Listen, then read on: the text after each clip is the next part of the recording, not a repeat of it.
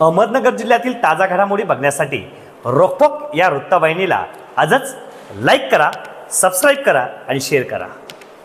विधानसभा निवडणुकीच्या मतदानाला आज सकाळपासून सुरुवात झाली असून कोपरगाव विधानसभा मतदारसंघाचे महाविकास आघाडीचे उमेदवार संदीप वरपे यांनी सकाळीच कोपरगाव शहरातील कन्या विद्या मंदिर येथील मतदान केंद्रावर आपला मतदानाचा हक्क बजावला आहे। त्यावेळी संदीप वरपे यांनी सामान्य मतदारांच्या रांगेत उभे राहून मतदान केले आहे।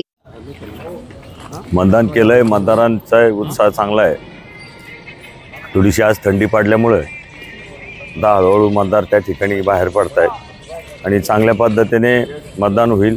कोपरगाव विधानसभा मतदारसंघात त्या ठिकाणी परिवर्तन होणार आहे याची खात्री आहे, परंतु राज्यात देखील महाविकास आघाडी सरकारला खूप चांगलं मतदान त्या ठिकाणी होणार आहे। नाही, मुद्दा परिवर्तनाचाच होता। सातत्याने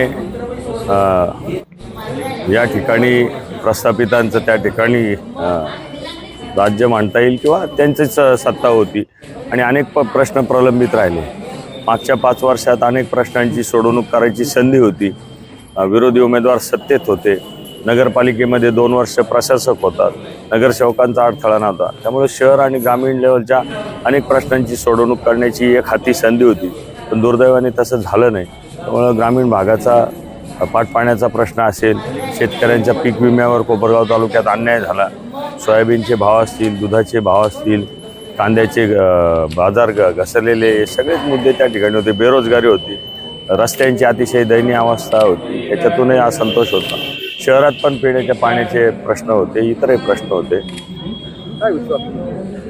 विश्वास विजयाचाच आहे, कारण मतदारांना मी ज्या पद्धतीने भेटलो, एक सुरुवातीला सुप्त लाट असलेली असं जाणवत होतं, पण शेवटच्या 2 दिवसात मतदार उघड बोलायला लावला आणि कालपासून चॉकलेट्स आले, पण तरीसुद्धा त्याचा फारसा फरक पडणार नाही।